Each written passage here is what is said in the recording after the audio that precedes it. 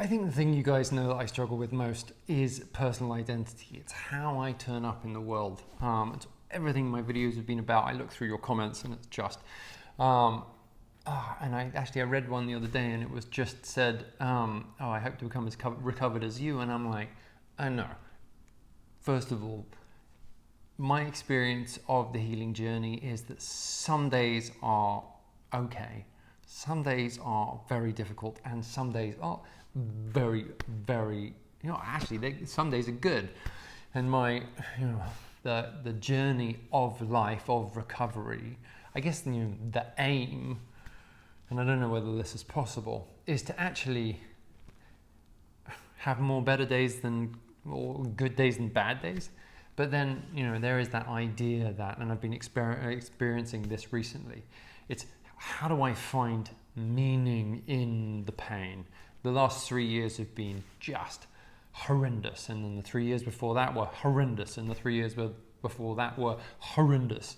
But it's kind of, I've been discovering recently just a surrender to whatever the fuck is there. Now I know that some people will call it this and some people will call it that, and it's kind of, and for me, I just try to find that. I like the idea of the still quiet voice inside, because actually that is not the voice I received from people who have given me abuse throughout my life. Their loud, obnoxious, narcissistic voice is billowing and bullying and bellowing.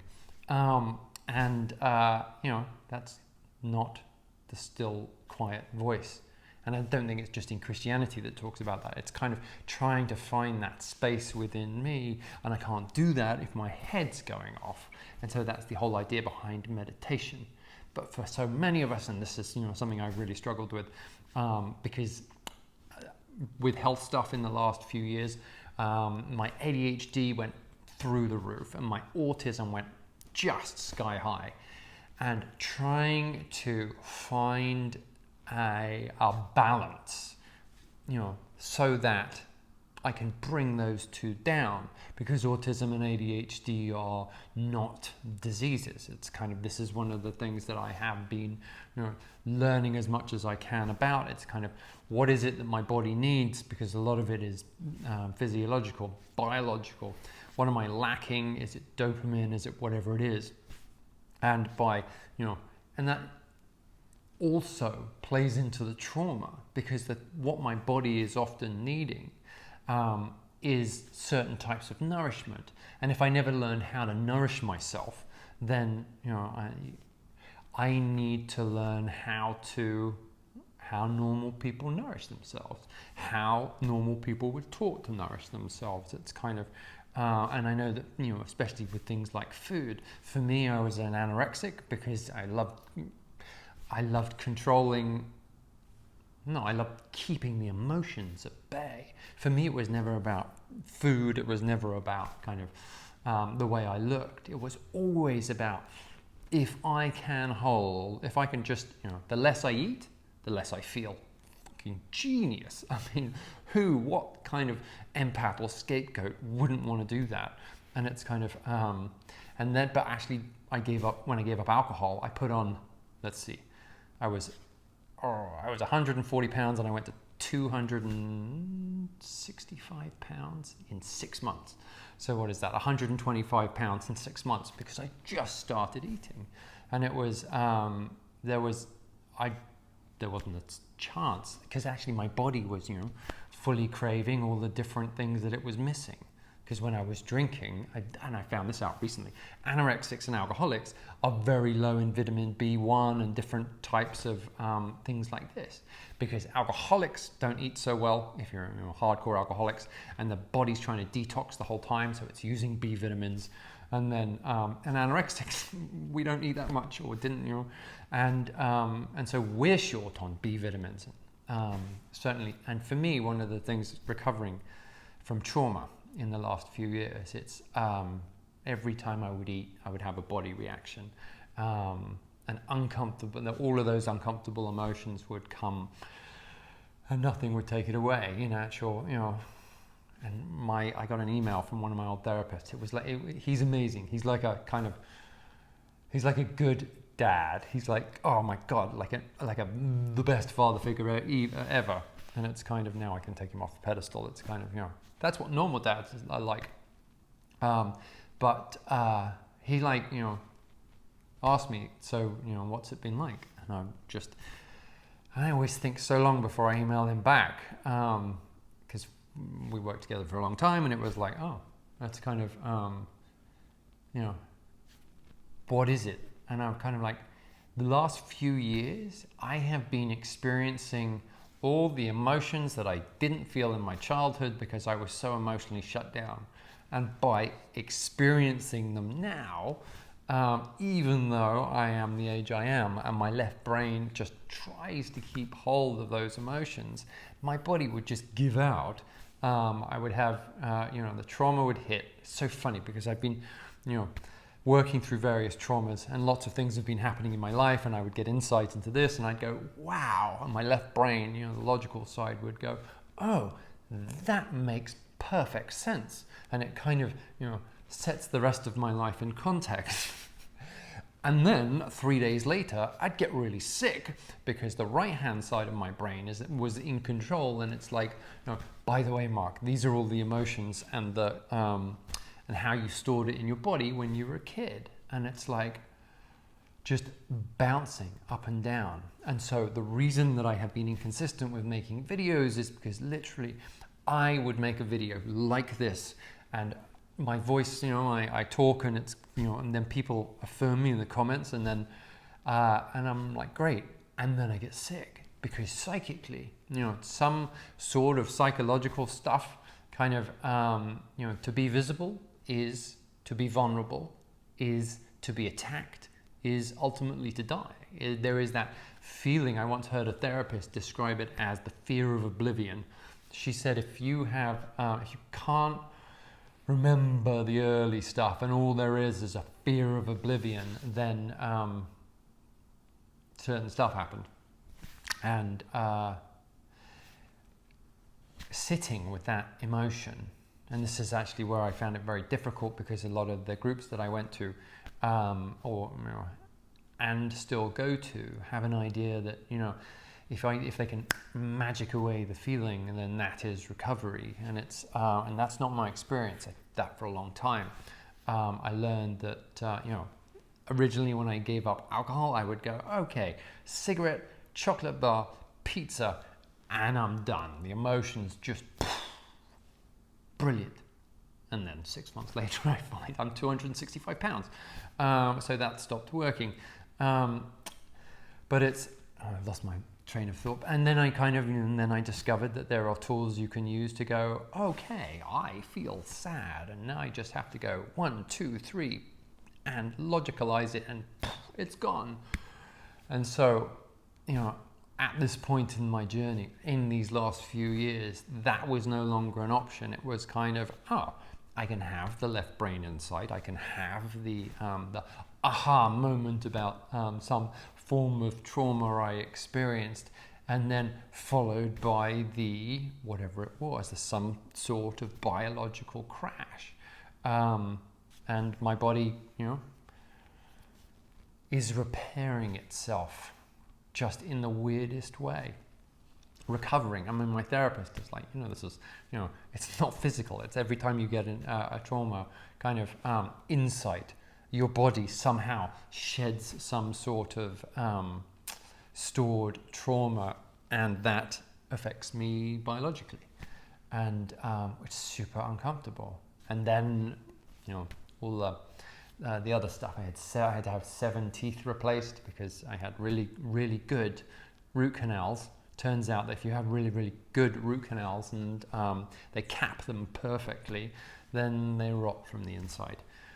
So I had all of those done, and they've, all going to have to be replaced, because that's kind of, one of the things that sits in my gut, because the dentists I used in Costa Rica, who were some of the best dentists in Costa Rica, it was in the pandemic, and they wanted to save money, and they did some stuff, and now I have to have 7 of them replaced, all of them replaced, which is kind of like, that's,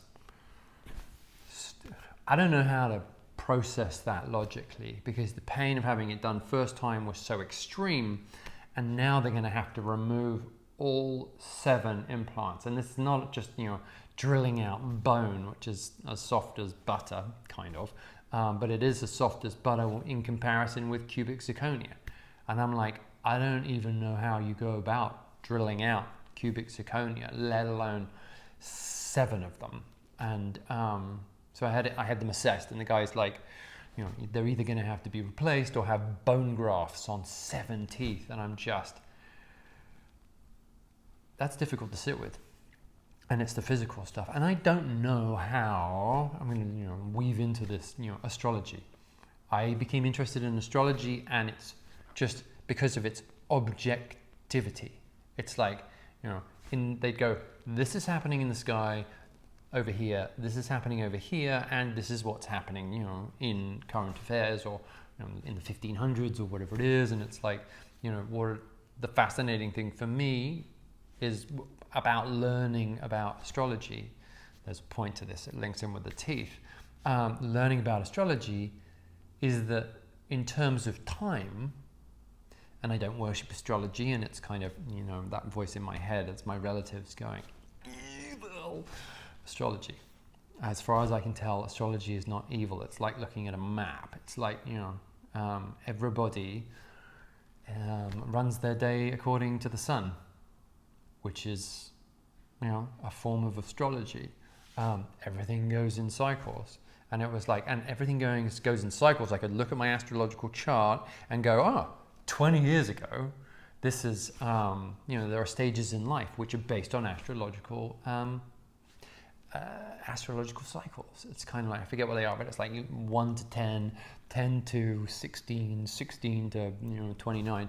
And it's like, I could look back and it would say, this is when the hardcore period of Saturn is, where you're going to find it really, really difficult. And sure enough, it was. It was like in this teenage year to this teenage year, it was like horrendous. And a lot of my, that's been super helpful, because in terms of,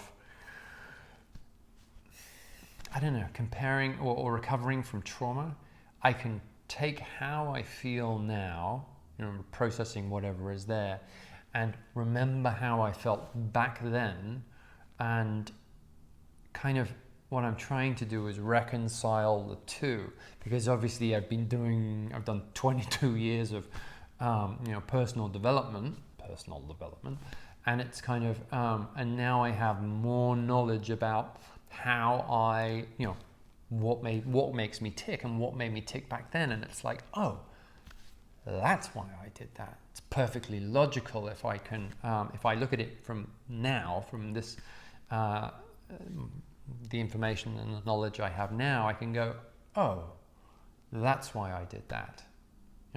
That's why I went crazy as soon as I started drinking. I had, so much going on emotionally from what I was experiencing, and then pushing it down for so many years, that as soon as alcohol came into play, it was like, boom. Makes perfect sense. The whole of my life makes perfect sense actually at this point, looking back and going, all of those aha moments. And the thing is that, that doesn't help me, and this goes back to the idea, I think I said it in this video, maybe it's in another one, that, I'm not fully recovered. Someone had said, I wish I could be as recovered as you. No. It's kind of, I have to work on this stuff every day. And it's, I'm looking at these things, and it's kind of, and it reflects on and gives me insight into how I feel today. It's, I react like this. And it's, because what I'm trying to do is recover from the trauma that is stored in here and in here. Because my body remembers. There's that famous book, it says, the body keeps score. And when I was alcoholic, my body got battered a lot, and it's kind of, and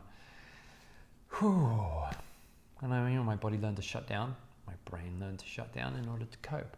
And I've been unpacking that in order so that these days I can turn up and say, my name is Mark.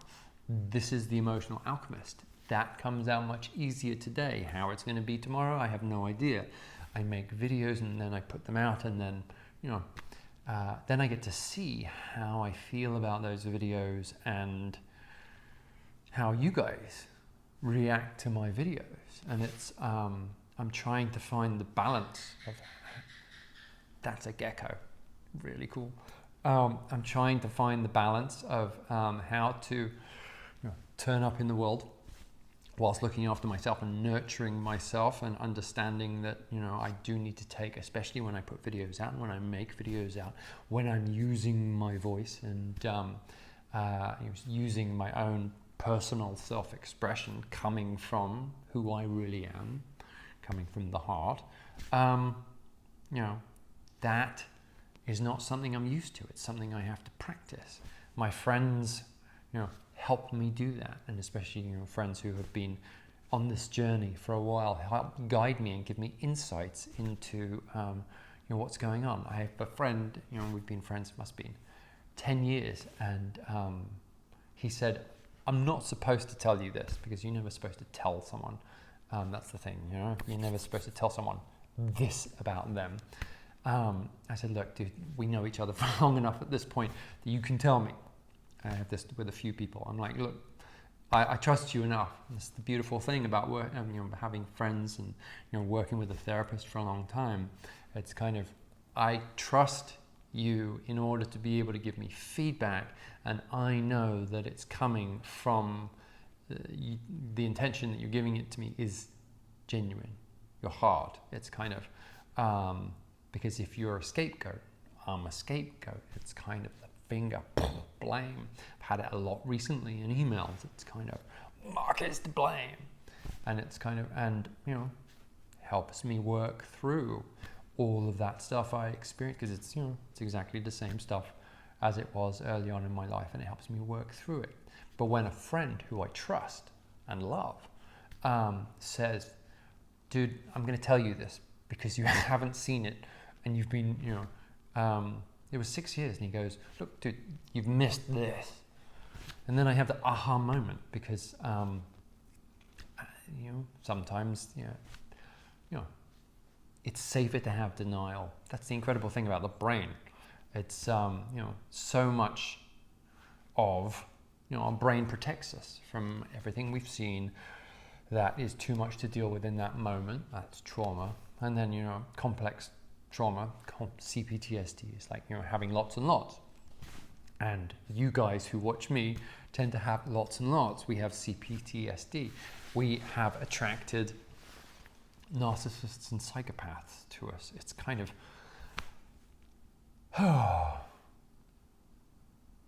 it's our energy. And it's learning how to turn up in the world, finding that balance. And some of the comments I get are, I was going to say, dodgy, questionable. It's like, is this coming from a narcissist? I know the genuine comments. I know you guys who identify. It's kind of, a narcissist can fake identification, but they're never going to be able to have that heart to heart. When someone says, I know exactly what you mean. I get you. It's kind of, someone said it the other day. I can't remember what it was, the exact expression, but it was, I said something, and then they said,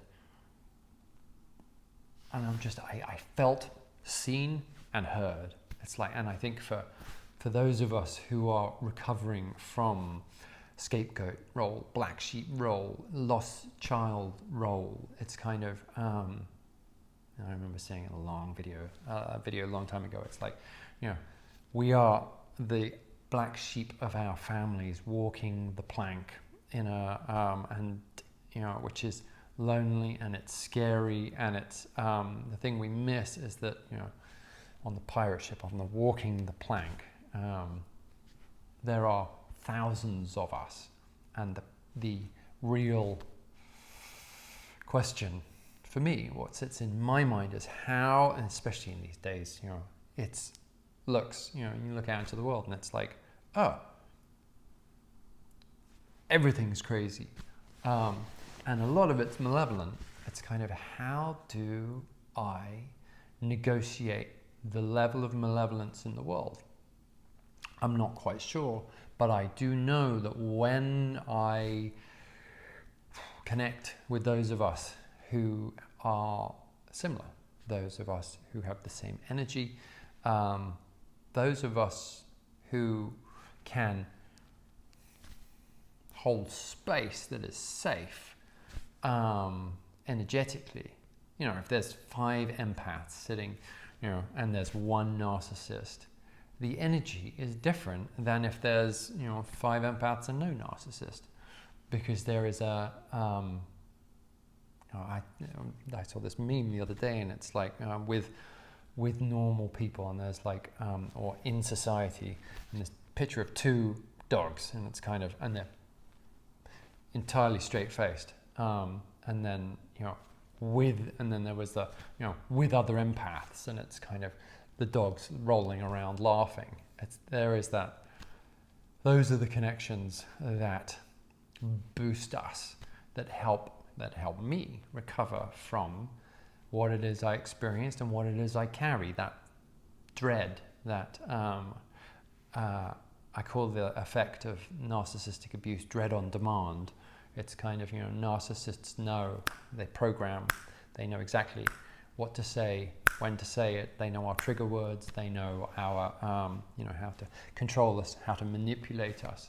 Been reading Dark Psychology, which is understanding how narcissistic traits combine with psychopathic traits and are used to control and manipulate. It's like, oh, and then I start seeing the way that people interact, how narcissists and psychopaths interact in the world, interact, you know, on the media, and interact with me, and I learn to better navigate them. I learn to better navigate the world. I can recognize them. I can see, that is a diversion. He or what she is making a fabrication.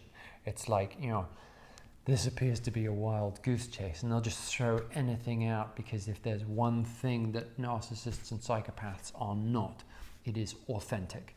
They are always wearing a mask, and there is, you know, sucking light towards them, pushing darkness as much, because they feel, you know, they push when they can push darkness on us, or when we feel our own darkness made up by the scars of narcissists and psychopaths, we can feel despair, and despair, it feels like crack to a narcissist. It's like if they can feed off that energy, and that's their whole goal, you know, it's a form of slavery.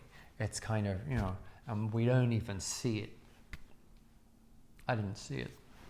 It's and now I do.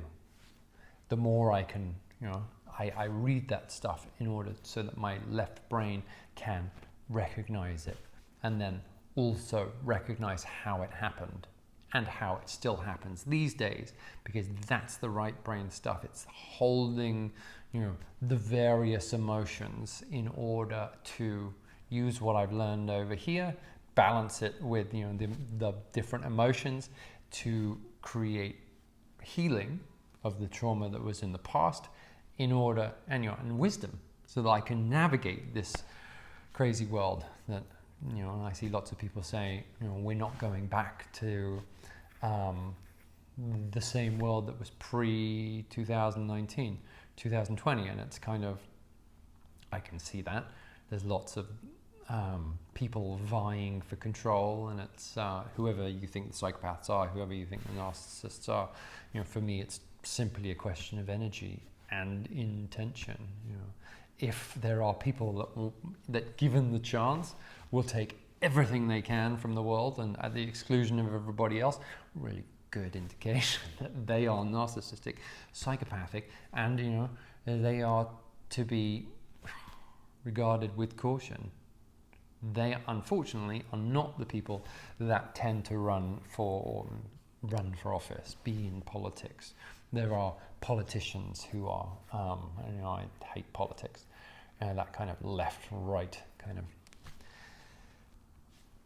Politicians are self-interested. You know, they have to be. That's their career. What there aren't these days are statesmen and women. It's kind of those people who seek to create, I was going to say a world, sounds very big, create places where I can find meaning, where I can find others who are of the same energy. The biggest, and that's not anything to do with gender. It's not anything to do with skin color. It's not anything to do with age or wealth. I connect with people, and they are different to me in many, many different ways. The thing that really matters for me, the kind of the snap. I don't know. Did you Americans have that game Snap, the card game, where the same card and the same card and you go snap? It's kind of it's identification to the same thing.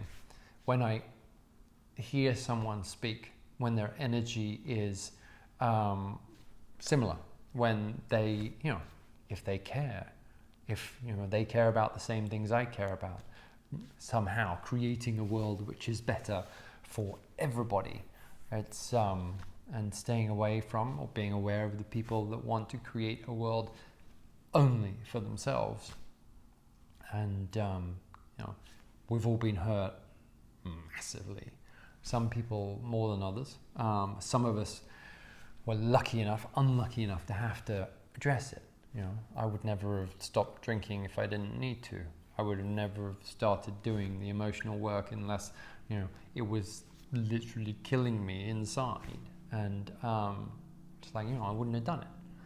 I had no choice, and now I've got to this point, and it's like, okay, well, part of my thing is how do we make it faster for everybody else? So for me, it's looking at that dark psychological stuff. It's looking at how people look to take advantage of other people in the world. And then also on a personal, physiological and biological level, it's knowing my own body, getting to know my body. I'm so alienated from my body.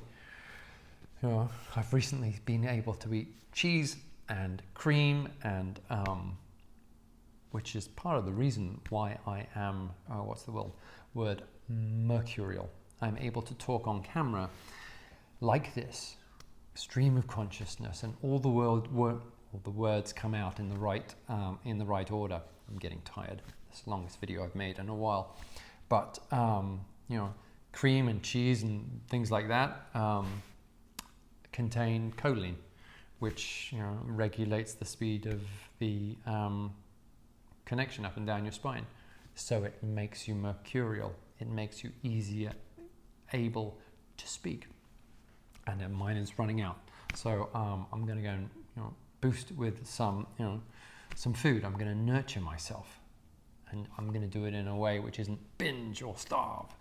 Finding that balance, and that is that's the thing. That's the everyday challenge. When I say I'm recovering, it's to find that balance and check in with myself and go, I'm feeling this, this, and this. My biology is this, this, and this. This crazy shit is going out in the world, and it's kind of balancing everything so that I am, I don't know, I want to say better. The best version of me that day. And it doesn't matter if I'm the worst version compared to the day before. I'm just, because, I've just got to be kind. It's like bad days, good days. But, how can I look after myself on the good days and the bad days and turn up in the world as the authentic me? Well, I'm trying. Thanks for watching.